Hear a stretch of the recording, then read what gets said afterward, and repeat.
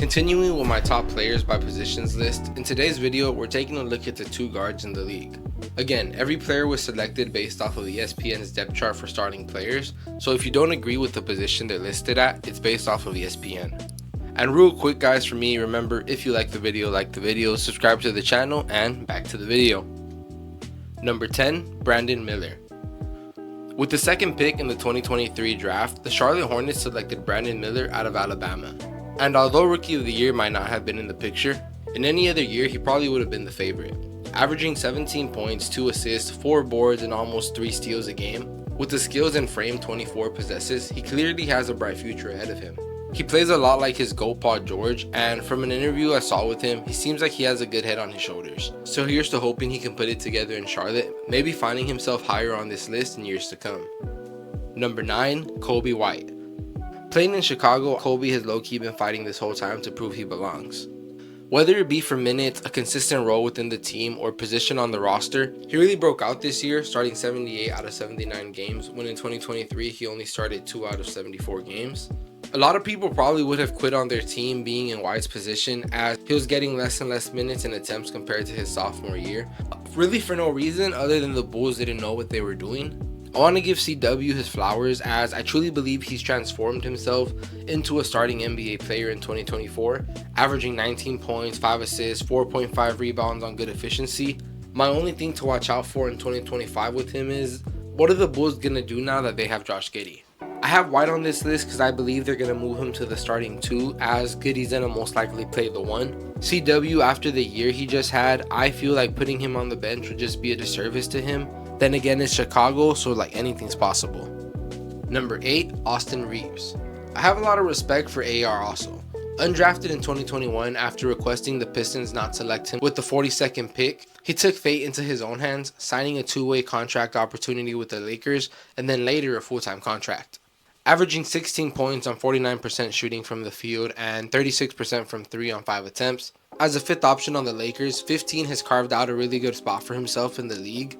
It's hard to say how good he could be as the main option, but in a stat from StatMuse, in the 11 games LeBron didn't play and AR did, he averaged 19.5 points and 4.7 boards. I'm not saying he can take the helm from LeBron, if ever, but in the 6 games with AD out, StatMuse shows that he still averaged 20 points, 5.7 assists, and 3 boards. So there's at least some argument to say that as the main option on his own team, whether they have a winning record or not, Reeves should be able to get his own numbers while also somewhat getting other people involved and playing okay defense.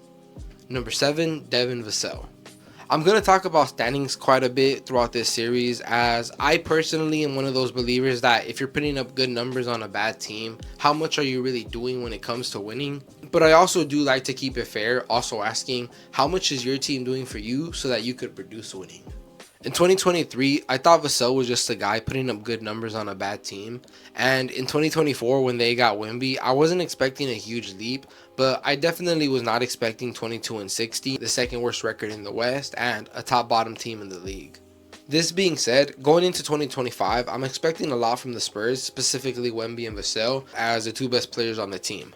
To justify him being on here, as I feel a lot of people might not know about Vassell, I'm expecting the Spurs to be somewhere between the 10th and 6th seed, with Devin averaging at least 22 to 23 points on really good shooting efficiency and above average defense.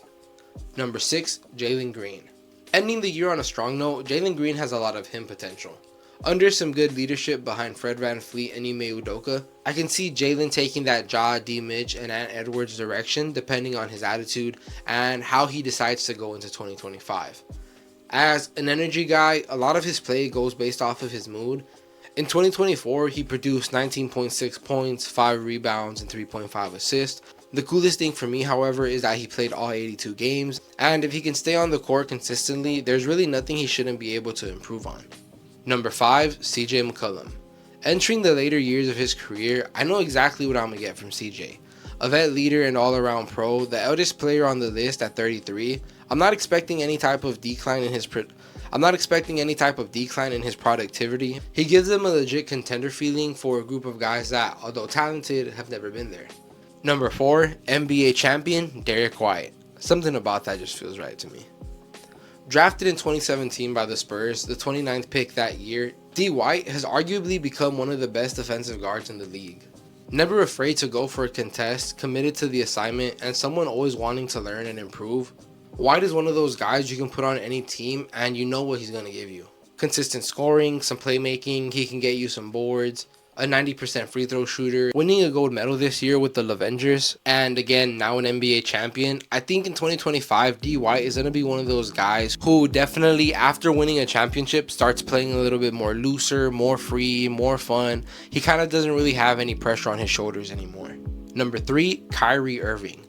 Up there in age at this point in his career and not the player he once was, Kyrie is still one of the best players in the league when he can get it going. In this past year's finals, playing 39 minutes a game, Kyrie averaged 19.8 points, was a minus 1.6 while on the court, dished out 5 assists, got 3 boards, shot 41.4% from the field, and 27.6% from 3, shooting about 6 threes a game. Now, what does that mean? Pretty much it means that if you didn't watch the finals, Kyrie had 1 great game, 1 okay game, and 3 stinkers when it comes to Kyrie standards. Again, not the player he once was, but just as good as he'll ever be. Kyrie still averaged 25.6 points in the regular season, 5 assists and got 5 boards. Depending on how some of the players develop in Dallas and with the acquisition of Klay Thompson, the Mavs have a good chance of making it out of the West with Kyrie still as the clear number 2. Whether they can complete the comeback or not is a different story, but when it comes to overall talent, skill, the ability to create a basket, and a player's role within his team, there's not a lot of 2s I'd rather have in my roster before taking Kyrie. Number 2, Donovan Mitchell. Man. In 2017, when D. Mitch was drafted, he hit the floor running, averaging 20.5 points as a rookie. As of the recording of this video, D. Mitch has not averaged under 23 points since his rookie year. A dynamic scorer, his time in Utah put Spida on the map, as you really just had to be there when they eliminated the Thunder's big 3 in Westbrook, PG, and Melo from the playoffs in D. Mitch's playoff debut. The battle between Spida and Jamal Murray in the bubble, and the Jazz being a lot of people's dark horse to win it all in the early 2020s. Mitchell's career hasn't taken too much of a drastic turn. It's more of there's a lot of expectations with him, and for me, Bron couldn't even get it done in Cleveland. So this offseason, I honestly expected him to leave, and I kind of felt a certain way that he didn't, because I don't really see the Cavs as legit contenders. It makes me hesitate to wonder if he's going to be one of those guys to really take a team to the promised land as the number 1A or 1B guy, because I don't really see him getting it done in Cleveland. He still is really great, and I do expect him to be putting up his numbers, but if he's not balling out and the Cavs somewhat suck and they somewhat get eliminated from the playoffs early again, I'm going to be looking at D. Mitch as one of those guys who kind of made the wrong turn in his career when it kind of comes to his legacy and winning overall. Number 1, Anthony Edwards. So as of right now in the NBA sphere, Ant is up next. It's funny how the guy that's number 2 was teammates with a certain center, and that certain center is now teammates with the guy that's number 1. Crazy. But having defeated the defending champion Denver Nuggets in Yoke's roar to a 3rd MVP in 4 years, the community really got behind Edwards, dubbing him Baby Jordan as the playoffs waved on. And recently also winning gold at the 2024 Paris Olympics was some of the best to ever do it. I expect a massive leap from Ant in 2025. All eyes will be on him to see how the T-Wolves respond, and depending on what happens, this could be the year that Ant really solidifies himself within the NBA hierarchy, or just becomes another one of those guys who took the left turn. And that's the end of the video, guys. To whoever is watching, thank you very much. Remember, don't forget to like the video, subscribe. Let me know if you agree with my list or what players would you change around. I've been Martin, and I hope you have a good one, and I'm out.